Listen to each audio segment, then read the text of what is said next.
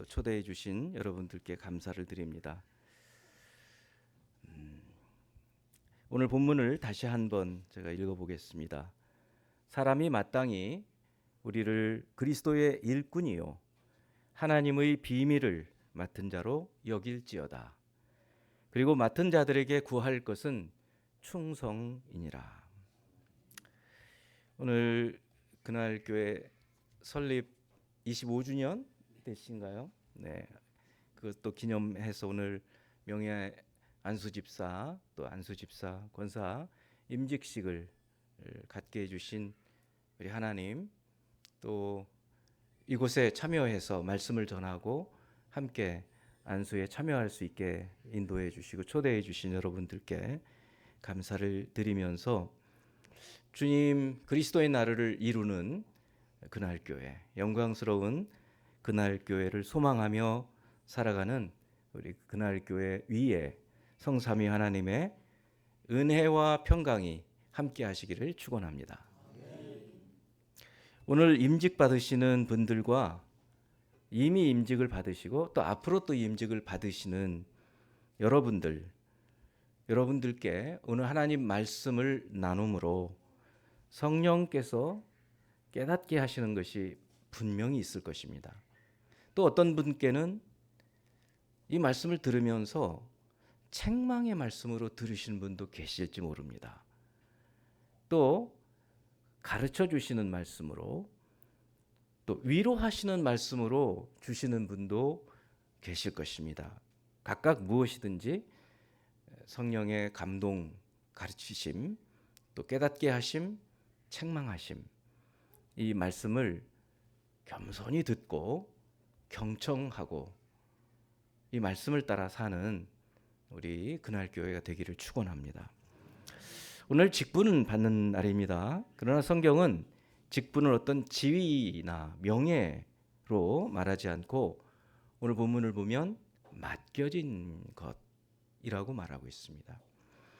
그러니까 누가 맡겨주셨다는 얘기죠. 누가 맡겨주셨을까요? 하나님이시죠. 담임 목사가 나한테 안수집사로 맡겨주셨다가 아니고 직분은 하나님께서 맡겨주시는 것입니다. 여러분 그렇게 받아들이십니까? 저는 서리집사 출신입니다. 저는 30대 중반까지 단 한 번도 신학을 공부한다거나 목사가 된다거나 교회를 개척한다거나 이런 생각을 품어본 사람이 아닙니다. 저는 군대에서야 비로소 예수 그리스도를 영접하고 제대를 하고 저희 모교회에서 이제 청년부부터 서서히 하나님 말씀을 배워가면서 자라왔던 사람이기 때문에, 그리고 당시 이제 교직에서 아이들을 가르치고 했던 선생이었기 때문에 한 번도 목사가 된다거나 심지어 교회를 개척한다는 것은 생각을 해본 적이 없어요. 그런데 제가 아주 오랫동안 많은 사람들이 저를 전도를 학교 다닐 때부터, 중학교 때부터 전도를 제가 받기 시작을 했는데 전부 다 거절을 하고 있다가 군대에서 비로소 하나님의 어떤 절대적인 강권하심으로 예수 그리스도를 영접을 하고 그것을 확신했기 때문에 이제 교회에 들어가면서부터 청년부 활동을 하고 성경 공부를 열심히 하기 시작을 했고, 교회에서 직분을 주시면 정말 하나님께서 주시는 직분으로 생각을 하면서 목사님을 통해서 하나님께서 저에게 직분을 주시는구나 이렇게 생각을 했습니다. 물론 처음부터 그렇게는 안 됐겠죠. 날라리 집사 생활도 했었지만 점점 말씀을 깨달아가면서 시간이 지나면서 그 확신을 더해 가기 시작을 했고, 오늘 주신 말씀처럼 작은 일에 충성하면 큰 것을 맡겨주신다.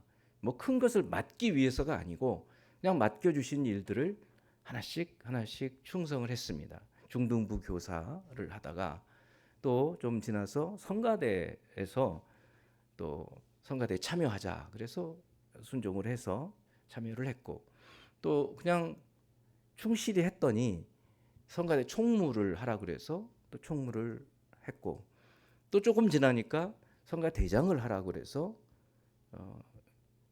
실력도 없는데 성가대장 했고, 그리고 조금 지났더니 청년부가 무너졌다고 청년부 부감 집사를 맡겨주셔서 또 거기 가서 순종을 했더니,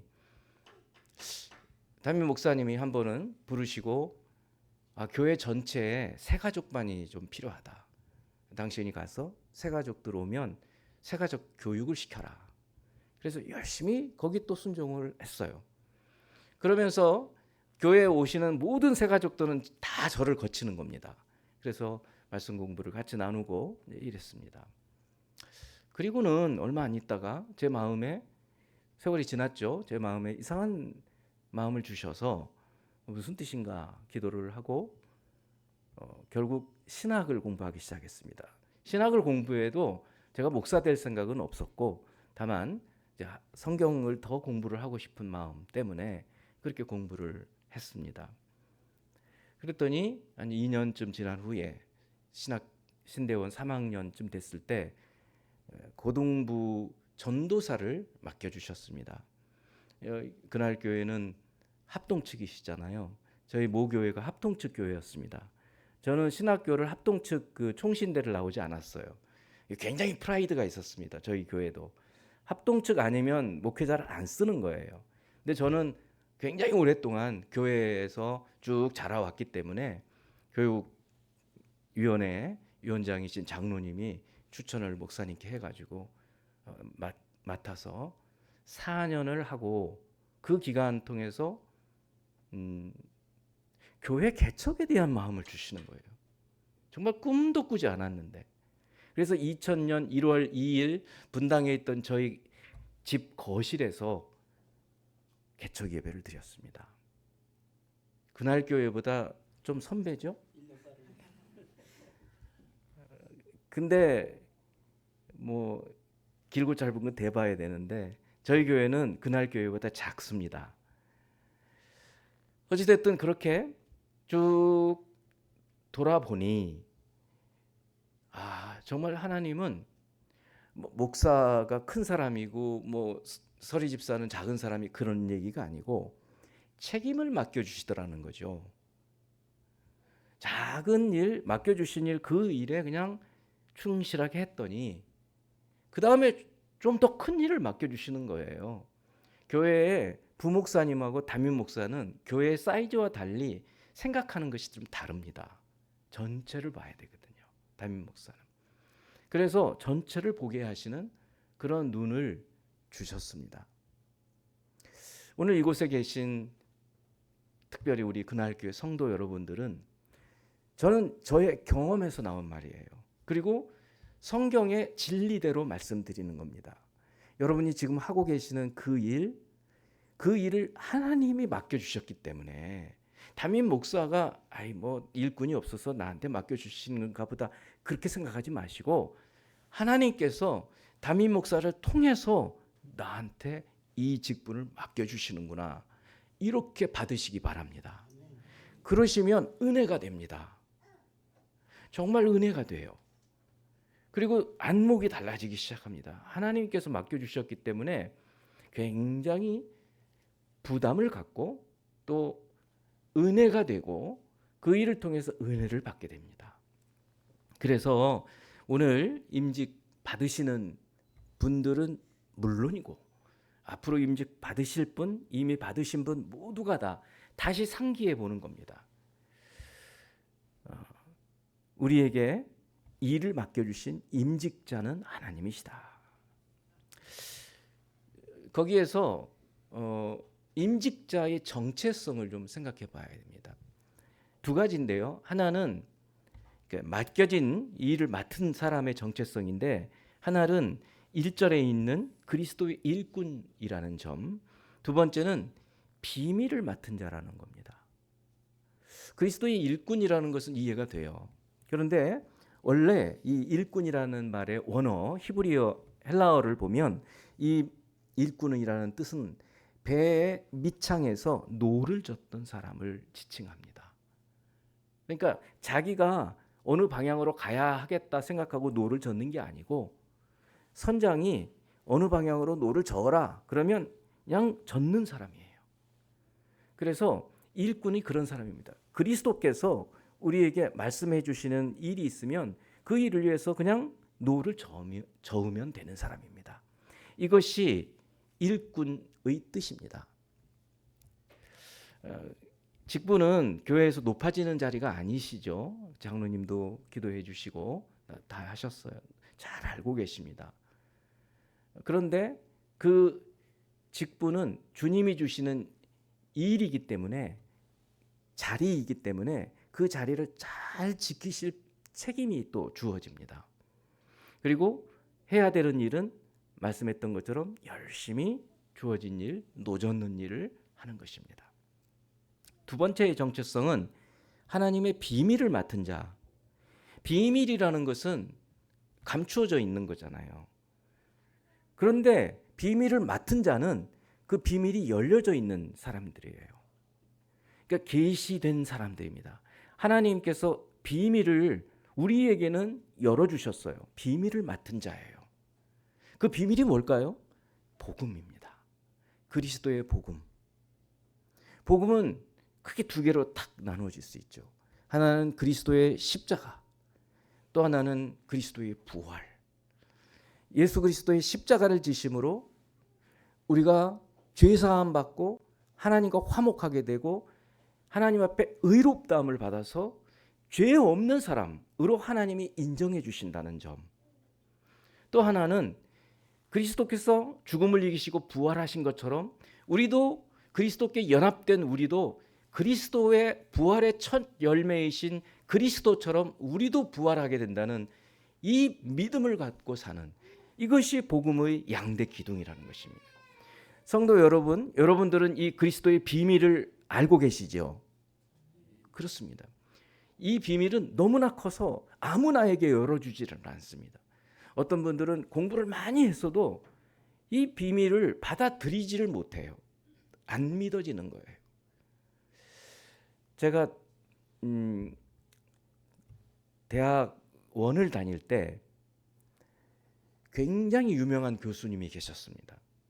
그리고 굉장히 검소하고 삶에서도 존경을 받을 만한 분이었습니다. 한 번은 이제 공부를 마치고 늦은 저녁에 버스를 같이 탔는데 80년대입니다.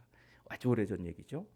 그런데 그 교수님이 손잡이를 잡고 이렇게 서 계시는 거예요. 먼저 타셔서. 그래서 인사를 드리고, 그때는 아주 청년의 그 열혈 복음 전파자의 마음으로 그 교수님께 전도를 했습니다. 교수님 참 존경합니다. 그러면서 혹시 교회를 다니시나요? 그렇게 이제 물었어요. 근데 뭐 거기에 대해서 무슨 좀 나쁜 기색을 하시진 않고 대화를 같이 나누게 되는데, 나는 교회 다니는 게 참 좋기는 하겠는데, 믿음을 갖는 게 참 좋기는 하겠는데 믿어지지가 않아. 이렇게 얘기하시는 거예요. 저는 정말 금방 수긍이 됐어요.